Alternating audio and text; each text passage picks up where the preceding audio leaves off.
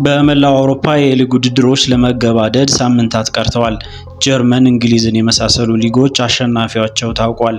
የቀሩትም በዚህ ሳምንት አሊያም በሚቀጥሉት ሳምንታት አሸናፊዎቻቸውን ያሳውቃሉ።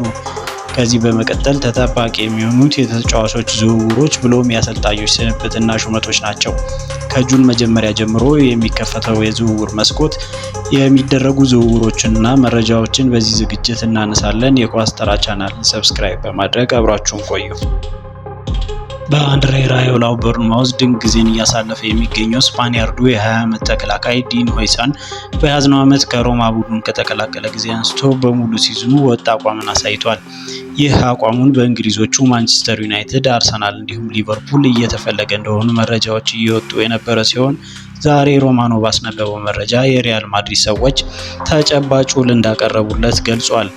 ይህም የግዢ ፉክክሩን ከፍ እንደሚያደርገው ተገለጸ ሲሆን ተጫዋቹ በዚህ ዓመት 34 ጨዋታዎች ላይ ሲሳተፍ 3 ግቦችን በስሙ አስመዝግቦ አንድ ለግብ የሆነ ኳስ አመቻችቶ አቀብሏል።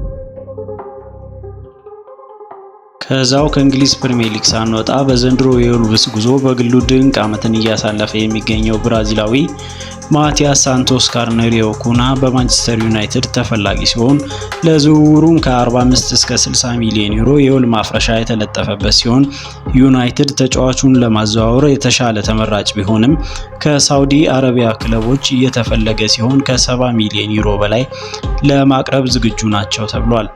በ34 የሊግ ጨዋታዎች 17 ጎሎችን እንዲሁም 6 አሲስቶችን በስሙ አስመዝግቦ ያስመዘገበው የ25 ዓመቱ ኩና በመጪው ዓመት ከወልቭስ በተሻለ ቡድን ለመጫወት እንደሚፈልግ ስካይ እና ቢቢሲ ያስነብበዋል። ከባለፈው ዓመት ጀምሮ በተለያዩ ክለቦች በጥብቅ ሲፈለግ የነበረው ዣቪ ሲሞንስ በማንቸስተር ዩናይትድ ቀዳሚ ተፈላጊ ሲሆን አርቢ ሌፕዚግ ከተጫዋቹ ሽያጭ እስከ 80 ሚሊዮን ዩሮ የሚፈልግ ሲሆን ይህ ዝውውር የሚሳካ ከሆነ ማንቸስተር ዩናይትድ የአማካይ ክፍሉን በእጅጉ ያሳድገዋል። ተጫዋቹ በዚህ ዓመት ለሌፕዚግ 32 ጨዋታዎችን አድርጎ 10 ጎሎችን እና 8 አሲስቶችን ያስመዘገበ ሲሆን ሲሞንስ በሲቲ እንዲሁም በስፔን ክለቦች ተፈላጊ ነው። በሪያል ማድሪድ በሚሰጠው ሚናም እንዲሁም በክለቡ ደስተኛ እንዳልሆነ የሚነገረው የ24 ዓመቱ ሮድሪጎ ሲልቫ ዴጎሽ ከሳንቶስ በ2016 ከተዛወረ ጀምሮ በክንፍ ቦታ ላይ የብዙዎቹን አድናቆት እያገኘ ሲሆን በያዝነው ዓመት ለማድሪድ 51 ጨዋታዎች ላይ በመሳተፍ 14 ጎሎችን እና 9 አሲስቶችን ያቀበለ ሲሆን በውድድር ዘመኑ መጨረሻ ከማድሪድ ለመለያየት ፍላጎት ያለው ሲሆን አርሰናል የተጫዋቹ ቀዳሚ ፈላጊ ሲሆን ከ80 ሚሊዮን ዩሮ በላይ ማድሪድ ለተጫዋቹ እንደሚፈልግ ተዘግቧል። ሰሞኑን የታፋ ጉዳት ያስተናገደው ሮድሪጎ መቆየት ወይም መውጣት መፈለጉን እንዲያሳውቃቸው የማድሪድ ሰዎች ይፈልጋሉ።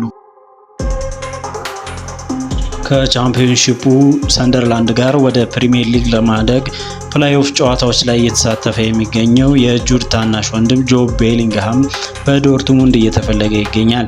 የ19 ዓመቱ እንግሊዛዊ በሰንደርላንድ የዓመቱ ምርጥ ተጫዋች ተብሎ የተሸለመ ሲሆን በረጅሙ የሊግ ጉዞ 42 ጨዋታዎች ላይ በመሳተፍ 4 ግቦችን እንዲሁም 3 አሲስቶችን አስመዝግቧል። ተጫዋቹ በሰንደርላንድ ቀሪ 3 ዓመት ኮንትራት ያለው ቢሆንም ዶርትሙንድ የውል ማፍረሻውን ከፍሎ ሊያስፈርመው እንደሚችል ተዘግቧል።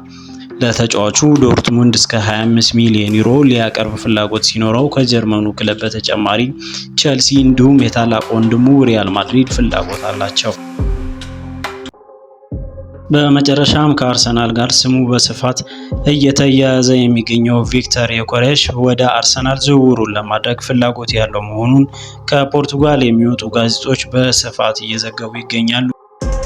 ስዊድናዊውን ለማስፈረም አንድሪያ ቤርታ ንግግር የጀመሩ ሲሆን ከ75 እስከ 80 ሚሊዮን ዩሮ ስፖርቲንግ ሊጠይቅ እንደሚችል ሲገለጽ በውድድር ዓመቱ 50 ጨዋታዎችን አድርጎ 52 ግቦችን እንዲሁም 13 አሲስቶችን አድርጓል።